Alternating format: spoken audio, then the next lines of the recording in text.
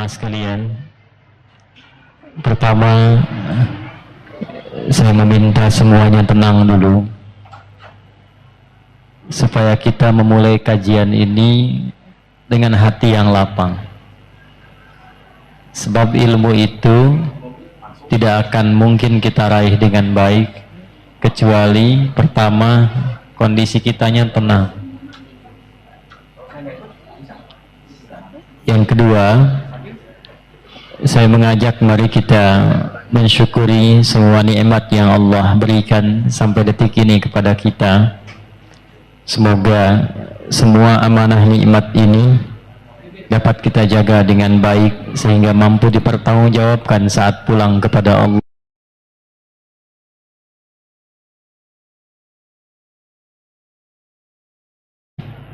Kepada seluruh yang mempersamai kajian ini di malam hari ini, juga saya lihat ada teman-teman dari Polri tadi lantas yang telah menata. Semoga semua sehat dan baik insya Allah.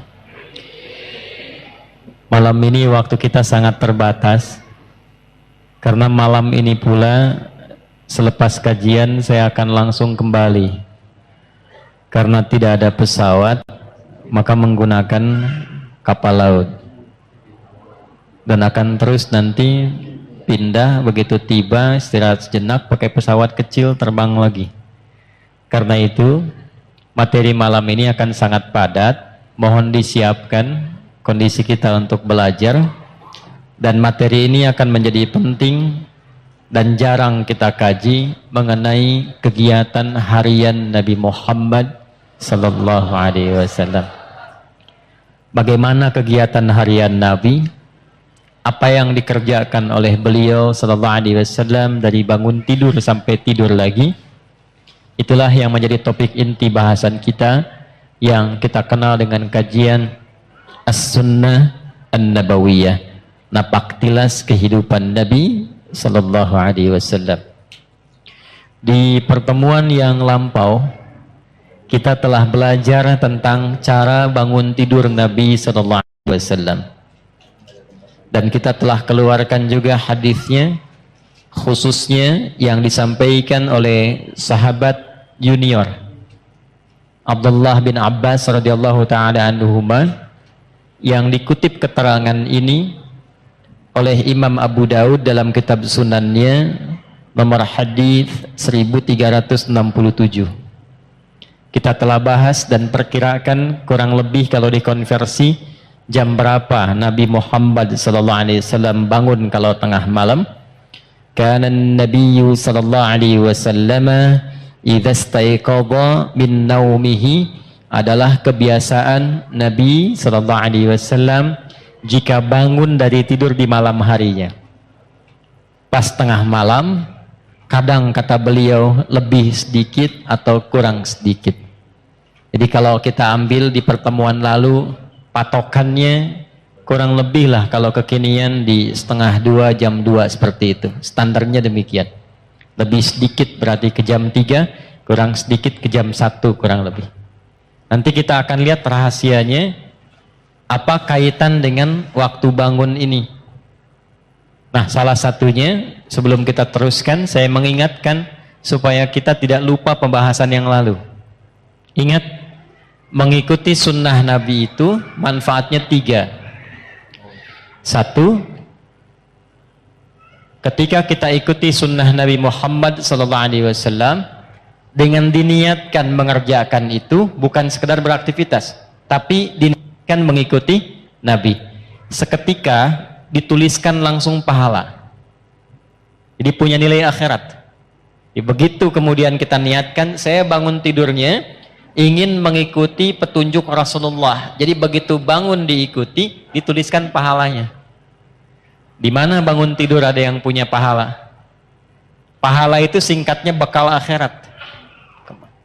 Jadi kan pindah tempat beda bekal ya. Ini gambaran gampangnya. Tadi siang saya sampaikan di Metro.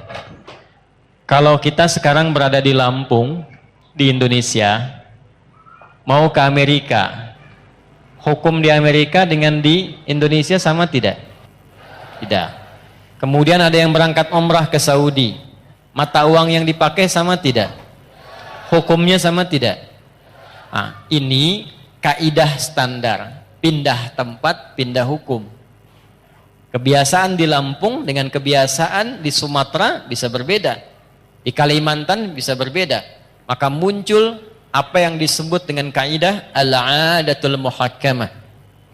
Kebiasaan di satu tempat menghadirkan hukum baru yang berbeda dengan tempat lain. Nah, kaidah ini kita pakai untuk menerapkan itu pada alam yang akan kita jumpai setelah meninggal. Jadi masih di dalam dunia, kan Lampung dengan Amerika sama-sama dunia. Lampung dengan Kalimantan sama-sama dunia, ya kan? Jelas ya? Sama-sama dunia saja, beda tempat, beda hukum. Sekarang kita akan meninggalkan dunia dan diviralkan di toa Masjid Ad-Du'a, telah meninggal dunia, ya kan?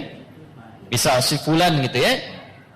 Telah meninggal dunia, artinya meninggalkan dunia ini berpindah ke tempat baru. Dan jangan dipahami ketika pindah tempat itu bekalnya sama. Karena kalimat kitanya sudah mendeklarasikan dengan fitrah meninggal dunia. Artinya meninggalkan semua yang dilakukan, dikerjakan, dan ini poinnya. Ini poinnya. Dilekatkan dalam kehidupan dunia. Ini baju nih. Ini dunia. Ya, ini minuman, makanan dunia. Jadi ketika ditinggalkan, ini tidak berlaku di alam yang baru. Handphone ini dunia, sebagus apapun. Antum pindah dari dunia ke alam baru, barzakh namanya. Tempatnya disebut dengan kubur. Pertanyaan saya, handphone sebagus-bagusnya itu ikut gak ke alam kuburnya? Nah, beda hukum. Sayang kalau kangen nanti miskol aja ya, kalau papa meninggal. Nggak bisa. Mau miskolanya khairayyarah, mau syarrayyarah, tidak akan bisa masuk. Ya. Mayyamal miskola dzarratin khairayyarah. Ya. Ataupun syarrayyarah. Minuman juga begitu. Apa yang berlaku di dunia tidak berlaku di alam kubur, apalagi di akhirat. Alhamdulillah. Maka balik bertanya, apa bekal saat kita nanti berpulang kepada Allah saat meninggalkan dunia ini? Maka diberi rumus. Ya, diberi rumus. Apa rumusnya? Pekerjaan kita yang dikerjakan di dunia itu disebut amal namanya. Semua amal itu saat dikerjakan akan punya nilai akhirat, dipandang baik oleh Allah. Bila perbuatan itu dipandang baik oleh Allah, maka seketika dia punya nilai akhirat. Sesuatu yang dipandang baik oleh Allah singkatnya disebut salih. Maka pekerjaan kita, amal kita, jika saat dilakukan bersamaan dengan itu punya nilai akhiratnya, pastikan semua amal itu punya sifat salih. Amal bertemu saleh disebut dengan amal saleh. Nah, amal saleh itu maksudnya saat dikerjakan, dunianya dapat perbuatan itu, hasilnya ada, akhiratnya pun dituliskan. Itu yang dimaksudkan. Kalau orang cuma melakukan amal tanpa saleh, rugi dia. Allah kasih 24 jam nih dalam sehari. Kerjakan dunia terus, tapi tidak ada investasi akhiratnya. Itu disebut oleh Al-Quran sebagai manusia rugi. Bahkan turun satu surah 103. Ya, manusia yang beraktivitas namanya disebut insan. Manusia yang berdasarkan kecenderungan nafsunya disebut dengan bashar. Manusia dengan karakter lembutnya disebut dengan ins. Manusia dengan sifat sosialnya disebut nas. Manusia berdasarkan keturunannya disebut dengan Bani Adam. Ketika Allah menyebutkan manusia, nama terkait aktivitasnya disebut kalimat insan. Wal asr. Aku bersumpah demi waktu yang aku berikan pada manusia supaya diisi dengan perbuatan 24 jam. Cuma sayang, innal insana lafi khusr. Sungguh manusia yang beraktivitas menata waktu itu, mengisi waktu itu, tidak semuanya mendapatkan keuntungan. Tidak semua mampu mengolah waktu menjadi baik. Dan ada orang-orang yang ketika beraktivitas Allah pandang lafi khusr, rugi dia. Ya, rugi. Kenapa? Karena dia tidak menyiapkan bukan dunianya, bukan. Di sini bukan bicara dunia. Bukan bicara dunia. Jadi kalaupun Anda sukses, terukur urusan dunianya. Jam 7 saya kerjakan ini, jam 8 melakukan ini, jam 9 rapat di sini, jam 12 mendapatkan hasil ini, jam 3, jam 4, jam 5 sampai tidur di malam hari, tapi dunia ayat ini tetap mengatakan Anda rugi. Karena ketika Anda meninggalkan dunia itu, ternyata tidak punya apa-apa untuk dibawa. Maka Allah memberikan pilihan. Ya, kalau saya tanya begini, Anda pilih dunia atau akhirat? Yang akhirat angkat tangan. Dah turun. Yang dunia? Ya, baik. Gak apa-apa, kan pilihan ya. Menang tidak dapat hadiah, kalah pun tidak dosa ya. Ternyata Anda banyaknya ngangkat pilih akhirat. Ternyata ketetapan Allah tidak begitu. Yang Allah inginkan, ambil dunia akhirat. Ya kan doanya begitu kan? Wa minhum may yaqulu rabbana atina fid dunya wa fil akhirati. Jadi nggak mungkin dapat akhirat kalau tidak melalui dunia. Jalan akhirat itu dunia. Nggak bisa tanpa dunia dapat akhirat tuh nggak bisa. Bagaimana caranya sholat supaya benar, tertutup aurat? Ini dunia untuk menutup itu. Ini dunia nih, tembok segalanya, dunia. Jadi untuk mendapatkan akhirat butuh apa? Nah, sifat pekerjaan dunia disebut amal, sifat keberkahan akhirat disebut soleh. Kalau ingin sekaligus dunia akhirat, maka pastikan setiap amal jadi illalladzina amanu wa amilus. Kecuali orang beriman, Allah ingin memberikan sindiran halus tapi dalam. Standarnya orang beriman itu pasti sukses dunia akhirat. Jadi standar orang beriman itu pasti amalnya soleh. Ya, begitu mengerjakan perbuatan punya nilai akhiratnya. Ini apa fungsi mata apa? Melihat. Tapi orang beriman melihatnya bukan sekedar melihat, karena kalau cuma melihat itu dunia. Dunia, semua bisa dilihat. Bagaimana caranya ketika mata ini melihat, melihatnya yang soleh. Karena itu ketika mata disebutkan, imannya ikut untuk menunjukkan standar orang beriman, matanya pasti soleh. Quran surah 24, laki-laki ayat 30, perempuan 31. Qul lil mu'minin, mata dulu sebelum iman dulu sebelum matanya.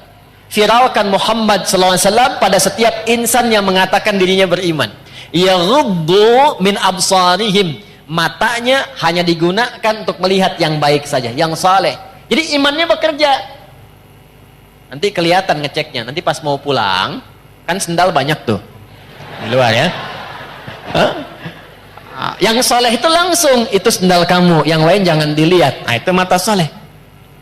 Mata salah beda ya, yang bagus yang itu tuh cepet ya.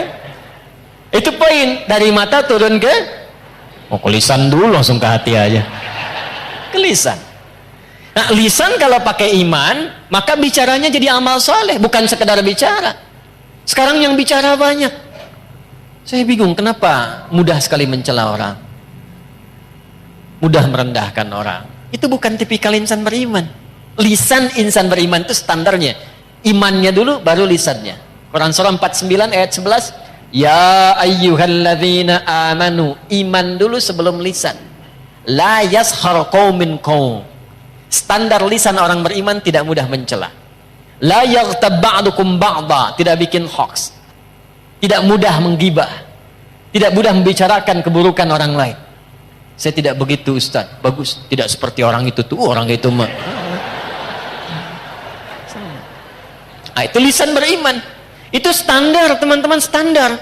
Jadi kalau ada kehilangan itu sekarang, mengaku beriman mudah menjatuhkan orang dengan lisan, mudah mencela, berarti ada masalah dalam imannya, di bawah standar itu. Ya sebentar, ya betul, tuh kan bayi juga protes tuh.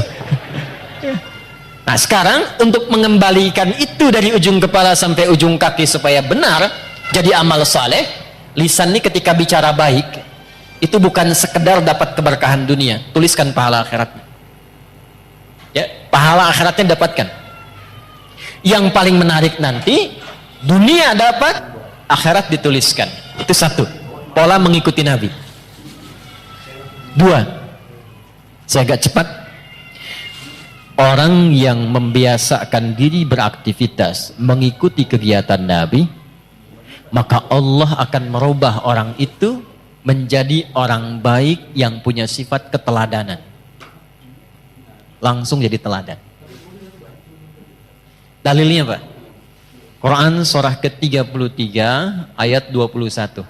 Laqad kana lakum fi rasulillahi uswatun. Dan sungguh jangan ragu, telah aku tetapkan pada kepribadian Rasulullah sallallahu alaihi wasallam itu suri teladan yang baik. Ada qudwah, ada uswah, itu berbeda. Qudwah teladan bisa diikuti, tapi yang mengikuti belum tentu jadi teladan lagi. Uswah teladan, ketika diikuti, yang mengikuti ini otomatis jadi teladan di eranya. Contoh, Abu Bakar itu siapa masuk Islam? Tapi setelah masuk Islam, diikuti Nabi, gaya Nabi, perilaku Nabi, sepeninggal Nabi, jadi teladan. Umar siapa sebelum masuk Islam? Baca sejarahnya. Bagaimana pergaulannya, apa yang diminumnya. Setelah masuk Islam, imannya merubah beliau menjadi lebih baik, diikuti pola hidup Nabi, beliau viral namanya sampai sekarang. Alhamdulillah. Dan tidak usah jauh-jauh ke era kita sekarang. Ulama-ulama, tokoh-tokoh, kan? Yang baik-baik, yang mengikuti pola Nabi sallallahu alaihi wasallam. Silahkan kalau nggak percaya. Dari bicaranya coba ikuti cara bicara Nabi. Dari berjalannya ikuti jalannya Nabi. Sifat lembutnya ikuti lembutnya Nabi. Jangankan kita mendapatkan kebaikannya, di saat yang sama kita menjadi teladan di bidangnya. Apapun itu. Makanya hanya Nabi Muhammad SAW yang diberikan oleh Allah kesempatan untuk mempraktekkan semua bagian inti kehidupan manusia. Anak beliau jadi anak, suami jadi suami, kemudian suaminya pun diperkenankan istrinya lebih daripada 4. Kenapa? Saya pernah sampaikan termasuk di sini, karena seluruh istri Nabi itu mewakili semua karakter perempuan di muka bumi. Jadi nanti kalau antum pulang ke rumah, tinggal dicek istri antum mirip siapa. Hah? Lihat tuh. Kalau Sayyidah Khadijah agak jarang tuh. Begitu dilihat, setengah masalah hilang. Ya, Sayyidah Khadijah, dengar kata-katanya, masalah hilang betulan. Antum lihat istri, tambah masalah, repot. Ya. Maka berlatih. Jadi ayah, figur. Jadi kakek, figur. Jadi pemimpin, figur. Pedagang, figur. Perawat yatim, figur. Jadi tetangga, figur. Tetangga Nabi. Sekarang tetangga masa gitu. Ya. Dulu semua jadi contoh. Nah ini poin. Yang telah kepada orang itu. Turun cinta Allah. Ini yang mahal. Jadi di antara amalan yang cepat mendapatkan cinta Allah itu salah satu amalan yang intinya mencoba meneladani keutamaan Rasulullah SAW. Itu begitu dikerjakan, walaupun mungkin awalannya sederhana, tapi kita sedang mencoba mendapatkan cinta Allah Subhanahu Wa Taala. Apa dalilnya? Quran surah ketiga Ali Imran di ayat ke-31. Qul in kuntum tuhibbunallaha fattabi'uni yuhibbukumullah. Katakan Muhammad, viralkan kepada umatmu, siapa yang serius mencintai Allah, buktikan cintanya dengan mengikuti petunjuk Nabi Muhammad SAW. Ikuti kebiasaannya. Bukan hanya sholatnya, awas. Sholatnya seperti sholat Nabi, bagus. Akhlaknya kayak Nabi nggak? Jangan sampai sholatnya ritual diikuti, tapi hikmah sholatnya nggak dipraktekkan. Inna sholata tanha anil fahsya. Katanya sholatnya pakai dalil, tapi lisannya fahsya, manfaat sholatnya nggak ada. Tangannya mungkar, manfaat sholatnya nggak ada. Itu poinnya. Jadi semua aspek bagian kehidupan kita ketika diikutkan mengikuti Nabi, bukan hanya sholatnya, tidurnya, jalannya, berpakaiannya, bahkan mau masuk toiletnya, keluar toiletnya, saat yang sama Allah menurunkan cintanya. Kalau sudah cinta Allah diturunkan, maka semua akses dibuka, semua salah ditutup. Dosa diampuni, wa yaghfir lakum dzunubakum. Diampuni dosa itu artinya dijaga hidup kita dari perbuatan-perbuatan salah, apapun pekerjaan kita selama hidup. Jelas sampai sini? Paham? Nah, pertemuan lalu kita sudah belajar tentang cara bangun tidurnya Nabi sallallahu alaihi wasallam. Maksud saya, evaluasi dulu sebelum kita melanjutkan pada pembahasan berikutnya. Sampai detik ini Anda datang di tempat ini, berapa dari bagian yang sudah saya jelaskan yang sudah kita amalkan? Ya. Kana Nabi sallallahu alaihi wasallam, saya bacakan lagi hadisnya, kama qala, adalah kebiasaan Nabi sallallahu alaihi wasallam. Idza staiqadha min naumihi, kalau beliau bangun dari tidurnya, fajalasa, maka beliau duduk terlebih dahulu. Ya, secara medis ini bagus, sesuai. Jadi jangan langsung bangun langsung lari ke kamar mandi, ya, sempoyongan jatuh antum. Ya, duduk dulu tenang. Tapi niatkan bukan sekedar duduk, bukan karena medis mengatakan itu baik, bukan, karena Nabi ngasih contoh. Itu poinnya. Kemudian Bamasaha biyadihi min athari naumi. Dia gunakan bagian tangannya yang bersih untuk menghilangkan bekas ngantuknya. Di walaupun bangunnya setengah dua, duduk dulu. Kan dalam duduk itu yang tenang kadang-kadang kan masih begini, ya.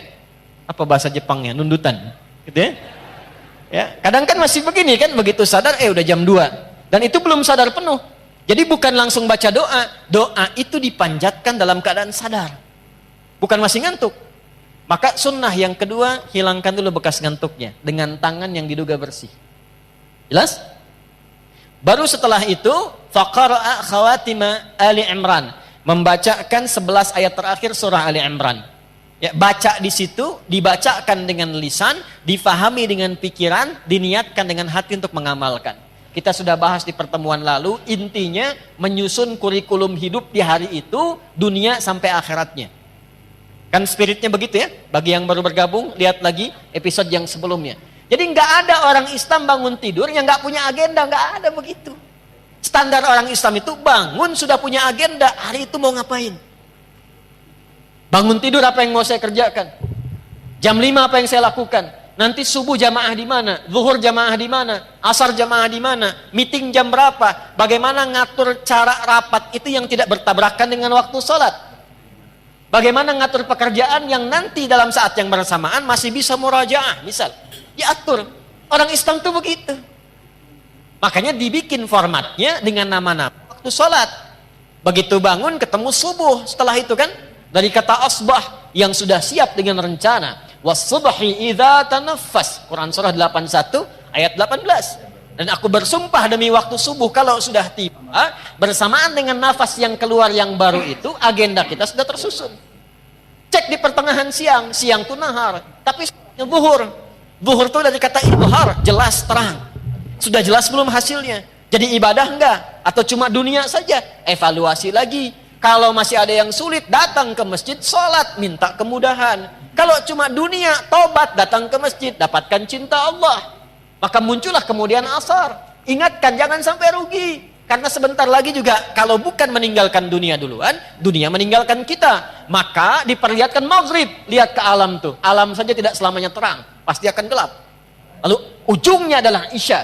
Dari kata asya, pencarian ma'isyah, sibuk. Kalau turun ke kasrah isya, sesibuk-sibuknya pasti akan selesai juga. Jadi kalau dengar adzan isya, Allahu Akbar, Allahu Akbar, itu rasanya beda dengan maghrib. Lain dengan subuh. Kalau dengarnya pakai iman itu lain. Kalau nggak pakai iman beda rasanya. Adzan. Baru duhur dasar lagi. Tapi kalau pakai iman lain. Allahu Akbar, Allahu Akbar. Isya. Adi, sesibuk-sibuknya kamu pasti akan pulang. Apa yang sudah kamu siapkan untuk pulang? Pasti terpejam matamu setelah ini. Apa persiapanmu? Itu dalam sekali maknanya. Maghrib, asar beda. Kalau kita ngajinya dengan pemahaman. Tapi kalau ngajinya tidak dengan argumen hanya sentimen saja. Kadang kita hanya memenuhi, kadang hanya memenuhi sebagian. Allahu Akbar, Allahu Akbar. Kecilin tuh toanya. Udah kecil Pak, cuman mic-nya aja yang kencang. Paham ya? Nah itu poinnya. Jadi apa yang kita bahas di pertemuan lalu seharusnya sampai sekarang diwujudkan oleh kita. Tidak ada kita bangun dari tidur kecuali kita punya program yang terukur. Sampai pulang. Innaka la tukhliful mi'ad, sampai pastajab, sampai istiqomah di ayat ke-200-nya. Turunkan, kan pernah saya sampaikan. Kalau mau bikin kurikulum, turunkan dulu surganya. Maksud surga itu ayat-ayat surga yang berbicara tentang tujuan kita. Nih contoh, surga kan ada 8 tingkatannya. Dari 8 itu, antum mau masuk dari yang mana? Dulu sahabat begitu. Nanti baru jadi profesi. Contoh begini nih. Yang pengen masuk surga Firdaus misalnya angkat tangan. Angkat aja nggak apa-apa, yang namanya berharap kan. Dah. Bagus. Dah. Ngangkatnya begini aja, nggak usah begini, nggak usah. Gini. Dah. Awas, jangan bawa-bawa politik ke sini. Kita lagi ngaji, ya. Keluar.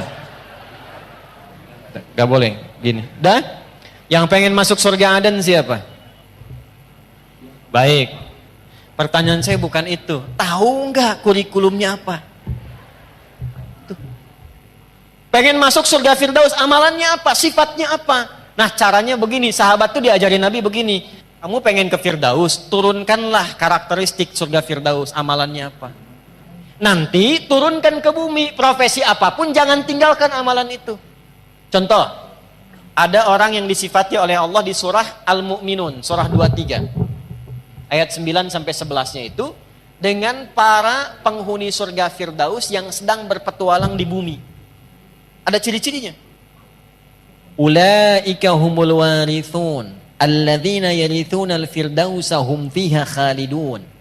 Tahukah kalian, mereka itu ada orang-orang yang calon penghuni surga Firdaus yang sedang berpetualang di bumi dan mereka akan kekal saat pulang tinggal di surga Firdaus. Siapa mereka itu? Urutkan dari ayat 1 sampai ke ayat tadi. Qad aflahal mu'minun alladzina hum fi salatihim khashi'un. Urutkan walladzina hum 'anil lagwi mu'ridun walladzina hum lizzakati. Nah, amal itu turunkan ke bumi dengan pekerjaan Anda sekarang, saya sekarang, kita sekarang. Laksanakan pekerjaan kita, jaga sifat-sifat penghuni surga Firdaus tadi. Gitu caranya. Nah, itu kurikulum dihadirkan, diingatkan setiap bangun dari tidur. Sunnahnya baca itu. Itu maksudnya. Jadi bukan sekedar dibaca. Karena agama ini bukan cuma bacaan, tapi pemahaman dan amalan. Al-iman wal amal, al-qira'ah wat tilawah. Qira'ah itu baca, tilawah itu paham. Orang yang baca, qori. Ya, makanya ketika qori baca, cuman baca.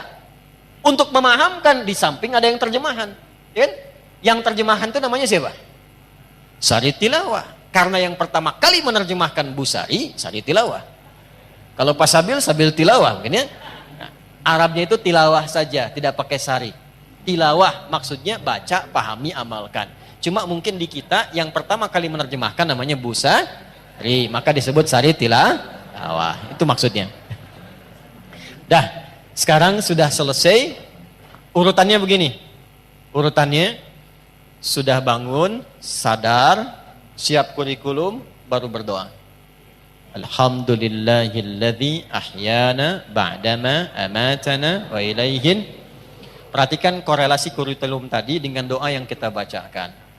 Dikhawatirkan baca itu bagus tapi nggak tahu artinya. Padahal itu komitmen.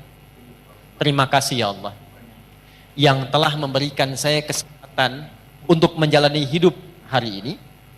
Mungkin saja engkau wafatkan aku dalam tidur bila sesuai ajal. Terima kasih engkau berikan aku kesempatan lagi beraktivitas. Perhatikan. Wa ilaihin nusyur. Dan aku berjanji untuk cari bekal lebih baik di hari ini sebagai persiapan kembali kepadamu. Balik ditanya, persiapannya apa? Ayat tadilah yang kita keluarkan sebagai kurikulum. Supaya minta persetujuan dari Allah agar dimudahkan, dilancarkan, kalau kerja karirnya naik, kalau mengawali dibimbing supaya tidak berbuat maksiat, tak perlu nyogok, menyingkirkan, menyungkurkan orang lain, tak perlu berbuat dan merendahkan orang lain. Kemudian kalau punya masalah diselesaikan, kalau diganggu ditolong oleh Allah. Maka sejak bangun itu dicontohkan oleh Nabi. Kalau sudah punya rencana, sudah berdoa, kerjakan amalan ini. Apakah amalan itu? Kita teruskan hadisnya. Halo? Thumma dhahaba ila shinin mu'allaqah. Kemudian Nabi memberikan contoh pergi ke tempat tertutup fatawadda, lalu berwudu. Wudu sudah pernah saya contohkan di fikih sholat dulu ya. Ini tidak perlu diulang lagi di sini. Sehingga nanti teman-teman yang baru bergabung lihat episode sebelumnya. Ada tambahan yang suami istri sudah bergaul, kemudian mandi terlebih dahulu. Dan saya sudah bikin video khusus tentang mandi janabah. Ya, bahkan saya praktekkan masih pakai baju tuh bersih. dengan air itu ya, silahkan dicek, itu sudah saya tunjukkan. Sekarang amalan apa setelah wudhu itu, yang saat kita mengamalkannya, dibawalah kurikulum tadi, dimintakan kepada Allah kemudahan dan segalanya, yang hebat saat itu dikerjakan, langsung Allah jamin 4 hal yang tidak diberikan kepada orang bahkan muslim, bahkan orang beriman, mengerjakan sholat 5 kali dalam sehari, menunaikan zakat, mengerjakan umrah, melakukan haji, rajin puasa, tapi tidak mengerjakan amalan ini, tidak mendapatkan 4 keutamaan ini. 4 keutamaan itulah didapatkan di Quran dulu, dalilnya pakai Quran dulu. Quran surah ke-17 Al-Isra di ayat 79 sampai dengan ayat 80-nya. Saya bacakan cepat. Wa minal laili fatahajjad bih nafilatan laka. 1. Asa an yab'atsaka rabbuka maqaman mahmuda. 2. Wa qur rabbi adkhilni mudkhala sidq. 3. Wa akhrijni mukhraja sidq. 4. Waj'alni min ladunka sultanan nasira. Lihat kaitannya dengan kurikulum tadi. Saya agak cepat nguraikannya begini ya. Sebentar. Waktu kita terbatas, tolong fokus dengan baik ya. Belakang kelihatan ini? Ah ya, kelihatan. Belum saya tulis udah kelihatan. Imannya kuat banget belakang tuh. Nah, ini saya urutkan ya, diagramnya begini. Bangun. Bangun tidur. Siapa yang bilang tadi itu? Mau tidur, tidur lagi. Mau tidur doa, kan sudah Nabi ini. Bangun tidur, ya, duduk, hilangkan bekas ngantuk,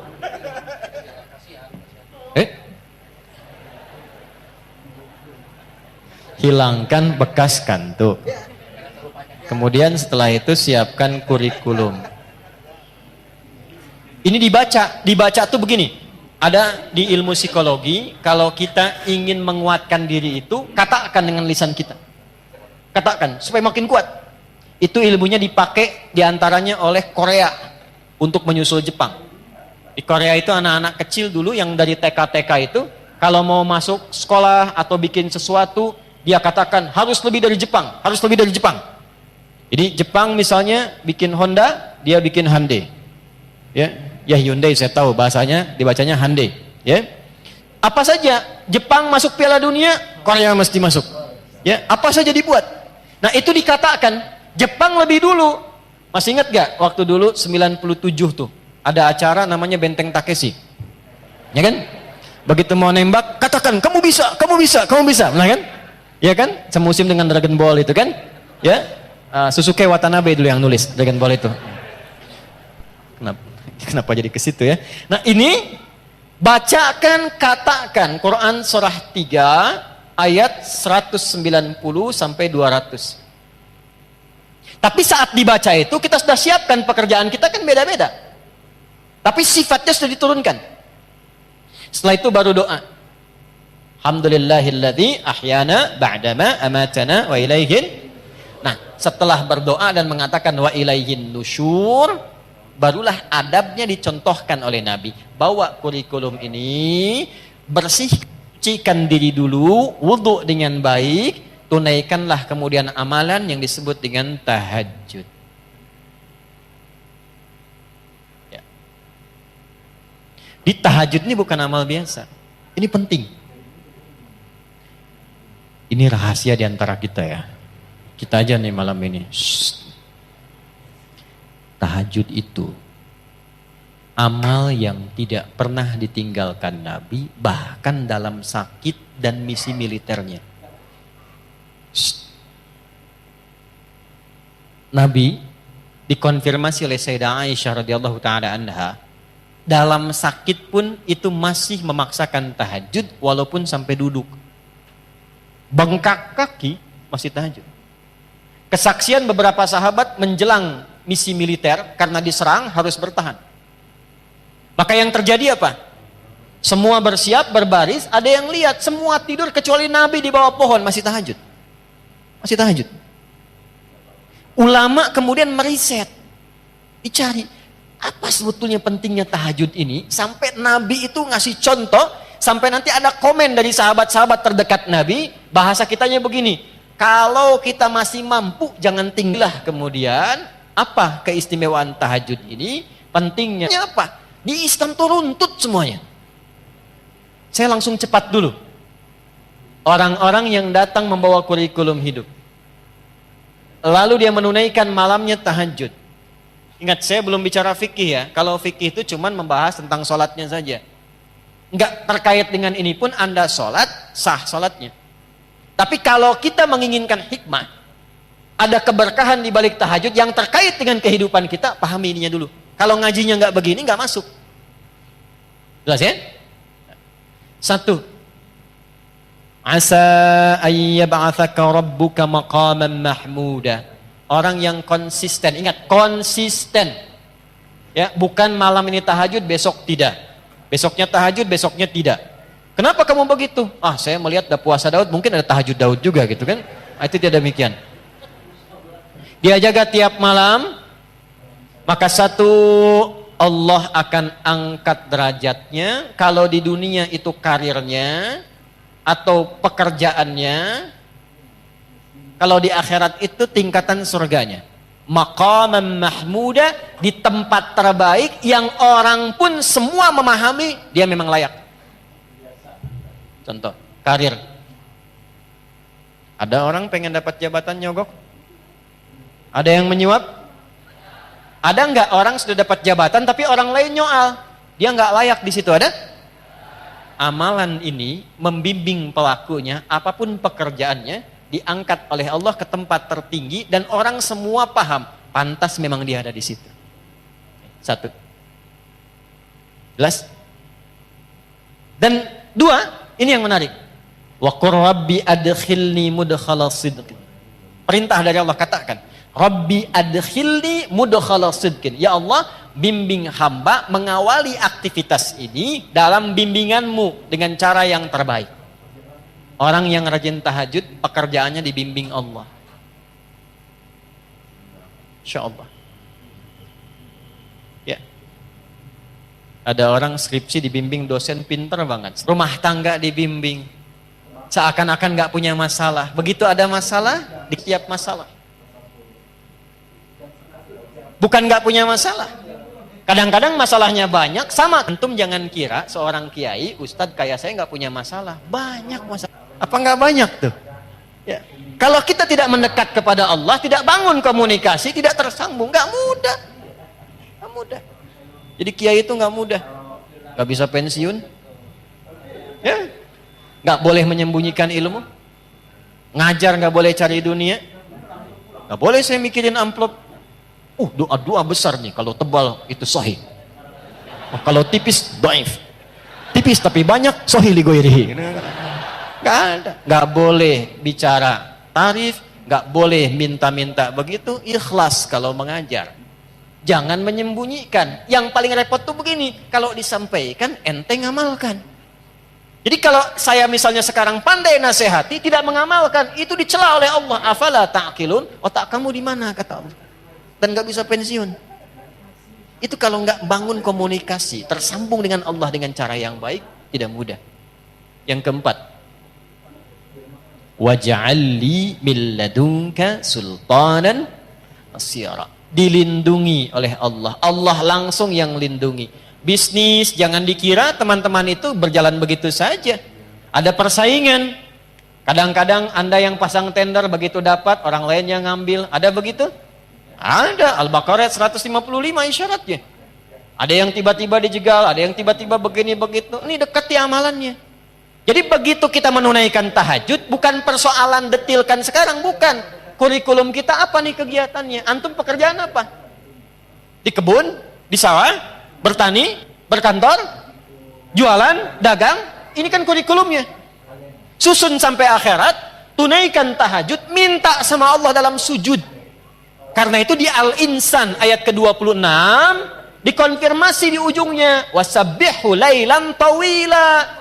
Sujud, tasbih, minta yang panjang supaya kurikulum yang disusun ini dimudahkan oleh Allah dengan 4 sifat ini. Kalau belum sanggup bangun, ya Allah, itu disindir lagi di Quran surah 73 itu. Ya ayyuhal muzammil, duhai yang sedang enak pakai selimut. Qumil laila illa qalila. Kamu pengen lancar, pengen senang, pengen mudah, pengen bahagia, tapi kamu jauh dariku. Aku aja dibegitukan. Tuh. Nisfahu awi qusbinhu qalila. Gak usah panjang-panjang. Ini manhaj nanti. Begini cara menunaikannya. Sedikit aja, walau 2 rakaat. Walau witirnya 1 rakaat. Tunaikan dengan ikhlas. Bacakan surat Al-Ikhlas kalau terasa panjang. Coba lihat. Yang paling menarik tuh begini. Lihat poinnya. Lihat poinnya. Ini yang paling menarik. Allahu Akbar. Innalaka fin nahari sabahan tawila. Kamu ini menarik kata Allah. Siangnya sibuk cari dunia. Malamnya terlelap dengan selimut. Cita-cita masuk surga, amalan belum cukup. Bangun dong, tuh, bangun.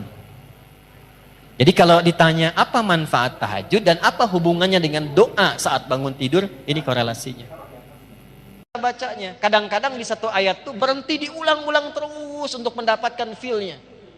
Sehingga kesan yang tampak itu kalau baca ayat misalnya tentang neraka itu nangis. Tentang siksa, ancaman, nangis. Ya, tentang janji kebaikan, berharap yang dalam. Nah, mendapatkan feel itu bagaimana? Itu yang coba kita turunkan. Sampai ujungnya nanti, kapan Nabi selesai tahajud, berapa jaraknya ke subuh. Sampai di situ bahasan kita. Nah, kita mulai tahap pertama dulu untuk merencanakan persiapan tahajudnya. Langsung diambil dari katanya tahajud. Asalnya dari kata apa? Ya, tahajud asalnya dari apa? Ya Allahu a'lam, ya. Gak usah ngarang ya. Baik. Nanti belajar namanya ilmu sorof. Ilmu sorof itu untuk mentasrif derivasi.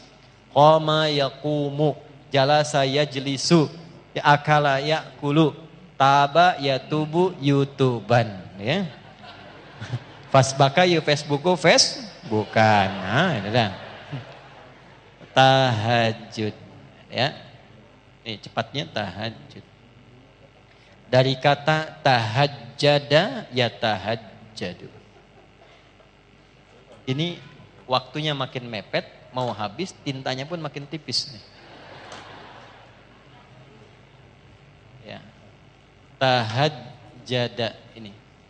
Tahajjada asalnya turunkan lagi dari kata hajada. Tambah ta di depannya. Tambah tasydid sebelum akhirnya. Ini. Ya. Tambah ta di depannya, tasydid sebelum akhirnya. Ini penting bahasan ini. Ya.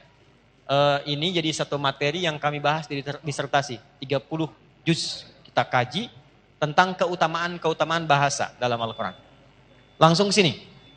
Hajada asalnya adalah bangun setelah beristirahat terlebih dahulu. Singkatnya, tidur dulu baru bangun. Jadi untuk tahajud itu didahului oleh tidur. Kalau tidak tidur, langsung misalnya begadang, malamnya menunaikan sholat, maka sifatnya tidak disifati dengan tahajud. Disifatinya dengan nama umum, namanya qiyamul lail. Jelas? Sholatnya disebut dengan sholatul lail. Karena itu tarawih, karena bisa dikerjakan setelah isya langsung, bisa dikerjakan tanpa tidur, bisa dikerjakan di malam hari, maka disifatinya dengan sifat lail, qiyamul lail. Man qama ramadhana imanan wah ihtisaban. Baik. Ini didahului dengan tidur dulu. Tidur aja walau sejenak. Ya, sifat ditidurkan dulu. Nah, setelah tidur, balik kemudian semua organ kita kembali dengan baik, siap-siap, Allah merefresh lagi. Bangun kita setelah tidur itu, maka disebut dengan hajada namanya. Jelas? Kalau kita ingin mengukur, pengen bangun di waktu tertentu. Misal, saya ingin bangunnya, kalau 1:30 terlalu awal, saya ingin 2:30 misalnya. 2:30. Lalu target ini kita ukur, disiapkanlah berusaha untuk bangun. Berusaha. Pengen bangun betul jam 2:30 ini. Dan tantangannya tidak mudah. Gak mudah. Kadang-kadang kalau kita mau mulai di awal kan, ya belum tentu bisa bangun ya. Maka sesuatu yang tidak mudah butuh 2 kali lipat motivasinya, double namanya, dan tidak mudah itu syiddah namanya, doublenya tasydid. Maka ditambah tak di depan untuk menunjukkan kesungguhan, ditambah tasydid sebelum akhir untuk menunjukkan perkara ini tidak mudah.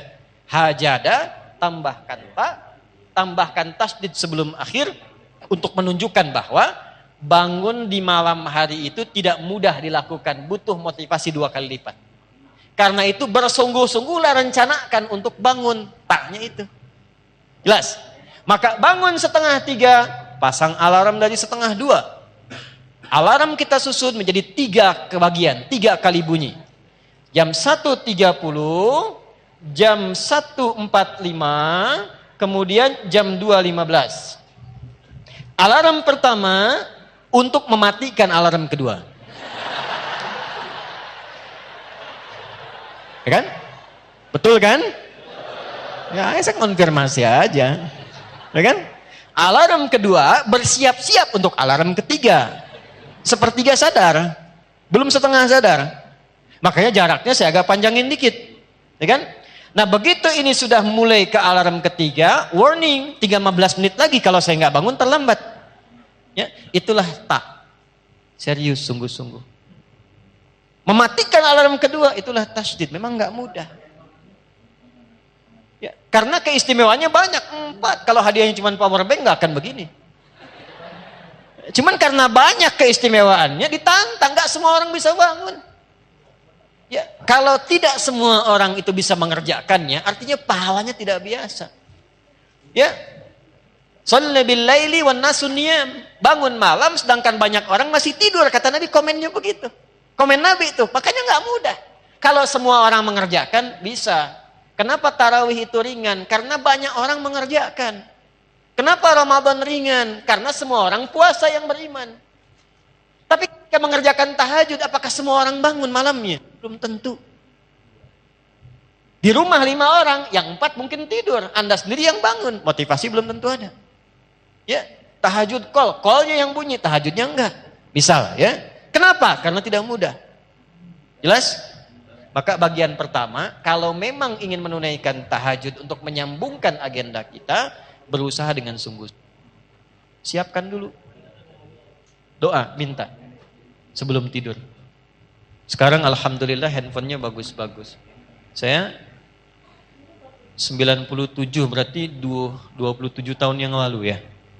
27 tahun yang lalu itu kan belum ada handphone-handphone begini. Saya mau bangun malam itu Pak, nanya sama guru saya, Ustadz, saya nggak punya alarm kayak teman-teman yang lain di pesantren. Gimana supaya saya bisa bangun malam? Guru saya mengatakan dengan kalimat yang lembut dari hatinya, nah, minta sama Allah. Minta sama Allah. Dan betapa baik Allah sama saya. Minta jam 2, 1:30 udah dibangunin. Nah, betul, dari situ saya tanamkan pada hati saya minta. Dia boleh punya alarm, saya punya Allah. Nah, kalau sudah ada kalimat itu enak Pak, punya Allah. Gak akan iri dengan rezeki orang lain karena kita punya Allah.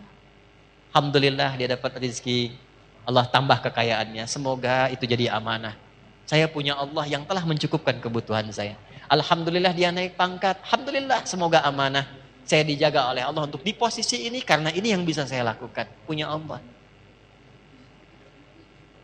Ya Allah kok dia beli kulkas lagi ya, pasang tuyul kayaknya dia tuh. Wow, ini beda tuh. Ya. Nah, ini yang harus dilakukan pertama kali. Siapkan dulu. Kalau sudah siap, rencanakan. Nabi memulainya seperti apa? Karena tahajud nanti dibagi pada 3 bagian. Kelas pemula, beginner. Intermediate pertengahan, advance. Kelas ketiga. Yang sudah menikmati tahajudnya. Kalau saya ingin memulai, jangan langsung ngambil kelas advance. Besoknya nggak tahajud lagi. Ya, ambil yang pemula dulu. Berapa jumlah rakaatnya? Apa yang dibacakannya? Dalilnya apa? Hadisnya apa? Prakteknya bagaimana? Bagaimana kejadian di masa nabinya? Keluarkan supaya kita punya motivasi. Tapi sebelum ke situ, tempel di dinding. Ini saya latihan tahajud, ditulis, tempel di dinding. Adi Hidayat, pengen tinggi derajat, nggak bangun malam. Tulis bawahnya. Adi Hidayat, berapa sudah soleh, pengen dimudahkan, nggak mendekati Allah, kamu siapa? Tulis, tempel di dinding. Jadi motivasi. Sekarang sudah enak pakai alarm. Alarmnya pun kan bisa merekam suara kita kan. Bangun, bangun, bangun. Kita sendiri yang bilang itu. Ayo kiamat sudah dekat, bangun, kan? Ya kan? Ya, kiamat sudah dekat, nikah masih telat, jodoh belum terlambat. Ya, bisa bangun suara kita aja supaya terasa kita di situ. Paham? Nah, untuk tahapan-tahapan berikutnya, berapa jumlah rakaat, bagaimana susunannya, insya Allah kita akan teruskan di pertemuan yang berikutnya. Oke? Insya Allah, tolong DKM panitia diingatkan saya ya. Pertemuan berikutnya saya bawa catatan untuk dibagi. Atau nanti kita upload, teman-teman bisa download dari situ. Jadi langsung nanti masing-masing bisa bawa ke handphonenya masing-masing tentang materi-materi yang kita bahas. Sepakat ya? Insya Allah ya. Baik, baik. Jadi itu yang bisa kita dapatkan dari pelajaran malam hari ini. Karena tadi saya harus tepati waktu dan kita mengatur untuk ke Bakahuni. 1. Kalau sudah dapat ilmunya, berdoalah pada Allah untuk dibimbing mengamalkannya. 2. Sibukkan memperbaiki diri. Sehingga dengan kesibukan itu kita tidak banyak menyoal diri orang lain. 3. Jaga persatuan, jaga kebaikan, jangan saling terpecah belah. Ya, apalagi situasi seperti saat ini, tolong jaga kekompakan, ketertiban, kebaikan, sehingga insya Allah negeri ini dirahmati oleh Allah Subhanahu Wa Taala. Ya, jaga semuanya dengan baik. Sudah. Kita akhiri dengan doa kifaratul majlis karena waktunya terbatas untuk menunaikan salat Isya. Semoga kita diberkahi semuanya dalam kebaikan insyaallah. Subhanakallahumma bihamdika asyhadu an la ilaha illa anta nastaghfiruka wa natubu ilaik wa akhiru da'wana alhamdulillahi rabbil alamin. Assalamualaikum warahmatullahi wabarakatuh.